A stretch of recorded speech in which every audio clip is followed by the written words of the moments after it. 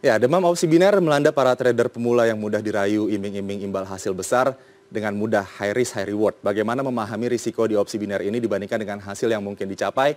Kami ulas lebih dalam lagi dengan Dr.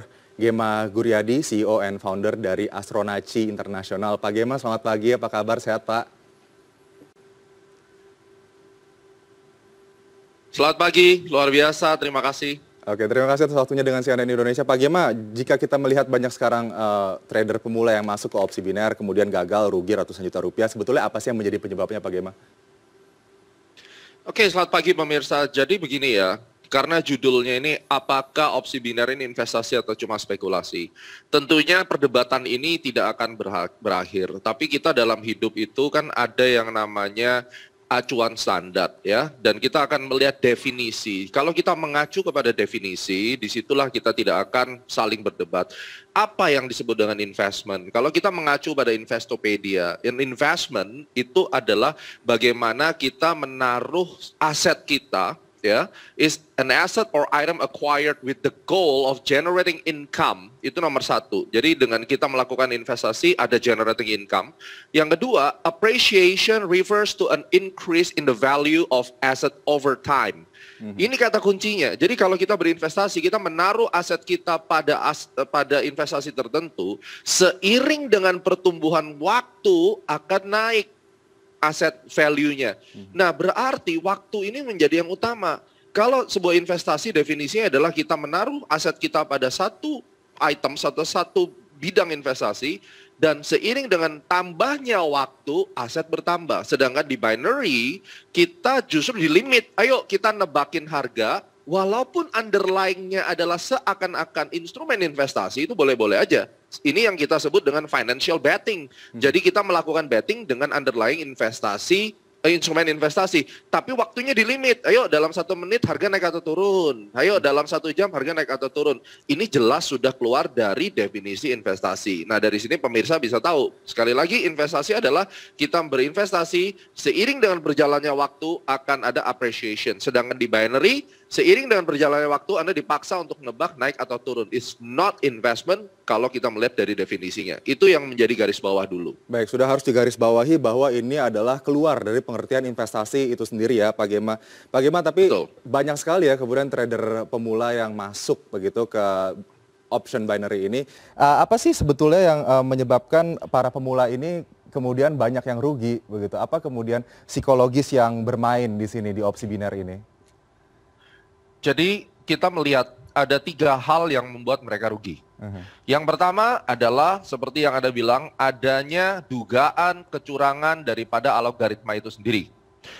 Kita berinvestasi, kalau kita mau ngomong investasi ya belilah saham. Saya membeli saham Bank Mandiri, saya sudah simpan 1 tahun. Per hari ini profit saya sudah lebih dari 1 miliar. Itu equal dengan kurang lebih sekitar 15-20%. Nah, waduh Pak, nungguin 1 tahun 20% kelamaan Pak. Itu awal mula kerugian, di mana mereka pingin cepat kaya tanpa mereka tahu apa yang dilakukan. Yang kedua, algoritma yang fake tadi itu tidak terjadi di pasar seperti saham. Algoritma yang fake tadi itu terjadi di pasar-pasar over the counter yang mana setiap penyelenggara perdagangan mereka memiliki referensi harga sendiri-sendiri, which is itu sebenarnya wajar-wajar saja. Justru itu yang saya selalu bilang, ini seperti menjual narkoba di toko obat. Ya kan? Jadi nggak kelihatan seakan-akan itu obat, tapi itu narkoba. Nah, yang terjadi di dalam dugaan kecurangan algoritma, misalnya kita nebak dalam waktu 30 detik lagi harga akan naik misalnya. Nah, mereka cukup merubah 1 detik terakhir harga dibikin turun lalu dibikin naik, itu kita udah rugi. Terus kemudian yang ketiga yang bikin mereka rugi adalah mereka tidak menyadari bahwa di dalam kita trading atau berspekulasi, kata kuncinya adalah risk to reward. Kalau Anda bisa menang 1, kalau seandainya kalah juga harus 1. Maka itu yang standar. Sedangkan di binary sudah jelas-jelas kalau menang cuma 80 dapatnya, kalau kalah 100. Lalu kalau kalah dia pakai metode compensation, dikali lipat, di martingale naik 2 kali. Mau sampai kapan pun, tahun beruang pun terjadi, nggak akan pernah menang kalau kayak begitu caranya. Nah ini sama persis seperti betting di bola, judi bola yang cukup marak beberapa tahun lalu. Pada saat kita nebak ini menit kesekian bakal gol atau enggak. atau mungkin over under misalnya. Ini satu hal yang sama. Dari mana saya mengatakan demikian? Kalau Anda mengacu kepada Australian Securities Investment Commission, mereka per 1 April 2021 mengeluarkan selebaran, mengeluarkan publikasi bahwa mereka melarang adanya penjualan binary option untuk masyarakat retail, dan mereka yang mengatakan bahwa ini tidak lebih mirip praktik ini dengan yang namanya perjudian. Itu dari Australia. Jangan dicari pembenaran. Oh, negara sini boleh kok, negara situ boleh kok. Ya, itu yang seperti Anda katakan tadi, negara yang sangat minim pengawasan hukumnya, tapi negara-negara seperti Australia, mereka sangat ketat. Even instrumen-instrumen over the counter yang lain, mereka larang untuk masyarakat Australia misalnya. Amerika juga demikian. Oke, Pak Gema, ini kan artinya ada miskonsepsi ya tadi terkait investasi dan juga trading itu sendiri. Banyak kemudian yang main dari opsi binar ini merasa enggak kok ini adalah option untuk trading begitu. Ini bagaimana kemudian menjawab miskonsepsi yang timbul ini dari para pelaku pemain opsi binar ini? Nomor satu, mereka stubborn. Mereka tidak mau belajar, minim literasi, dan malas membaca. Itu nomor satu. Makanya orang bilang, kalau kita malas, kita tidak mau benar-benar belajar, pastinya akan ada konsekuensi. Ya sudah, konsekuensinya kehilangan uang. Di mana itu sudah cukup wajar, itu hukum alam. Anda malas, Anda keras kepala, tidak mau melihat sesuatu dengan benar, ya ujung-ujungnya Anda kena tipu. Ya kan? Terus kemudian kedua, jangan katakan bahwa ini investasi, itu memalukan. Kenapa? Karena option trading itu legal. Nah, Anda harus tahu bahwa ada instrumen yang namanya opsi trading saham, option trading, silakan di Google saja. Option trading itu adalah hak opsi beli untuk saham-saham, dan itu cukup lama di Amerika sudah. Nah, ini mereka mengambil konsep opsi, tapi pakai konsep biner. Kalau Anda mengerti biner itu adalah kalau nggak 1 ya 0. Itu adalah bahasa IT, bahasa programming, logaritma maksud saya. Berarti ini dia mencoba mengimplementasikan tebak-tebakan kalau nggak 1 0 di underlying-nya investment. Ini bukan option trading, ini bukan investasi.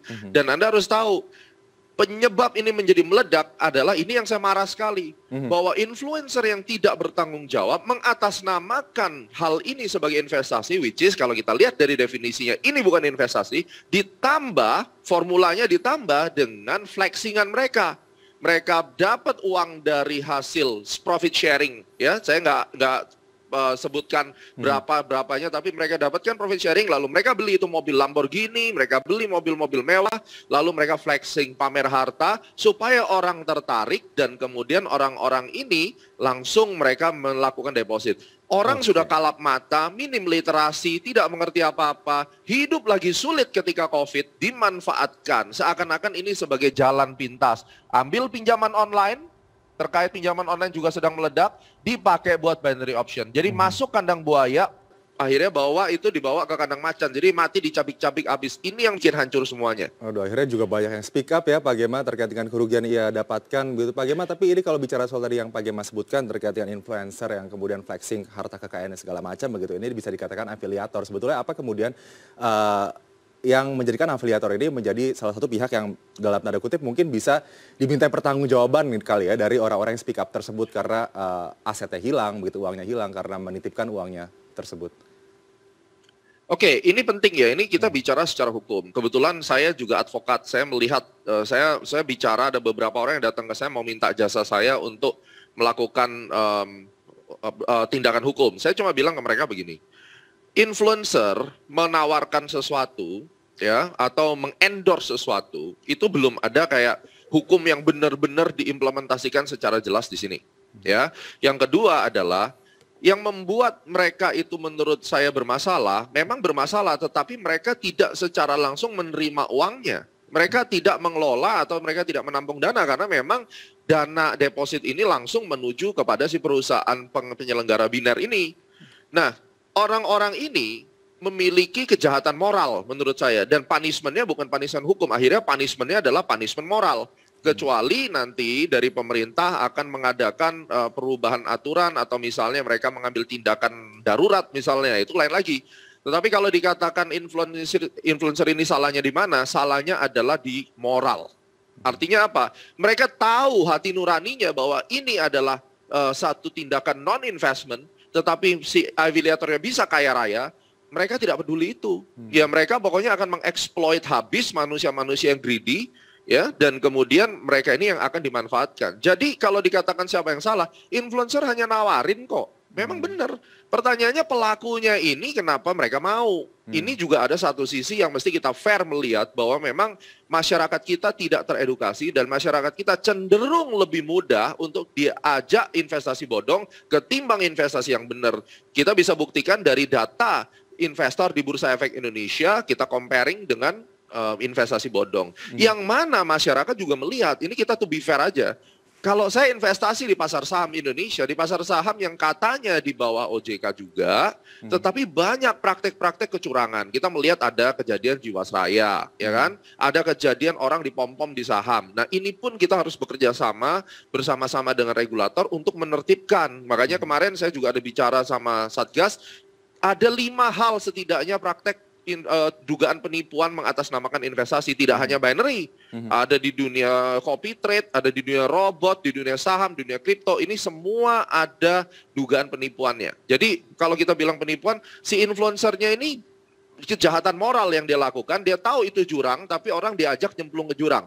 Nah, apakah ini bisa dipidanakan? Nah, ini yang perlu duduk bersama dengan pakar-pakar hukum senior yang ada di Indonesia. Oke, Pak Gema mungkin ini terakhir, Pak Gema sebagai salah satu trader terkemuka begitu ya di tanah air, Pak Gema bagaimana menurut Anda, apakah ini opsi binar ini ditinjau dari risk to reward-nya, apakah sebuah instrumen atau platform yang kemudian layak untuk dimainkan begitu di tanah air ini?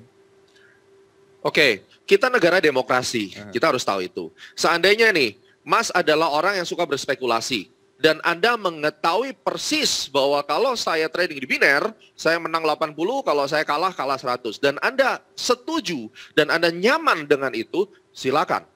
Kenapa? Karena Anda memiliki hak sebagai warga negara untuk menempatkan uang Anda di mana. Karena ini bukan pencucian uang. Kalau Anda ingin bermain spekulasi, itu hak Anda.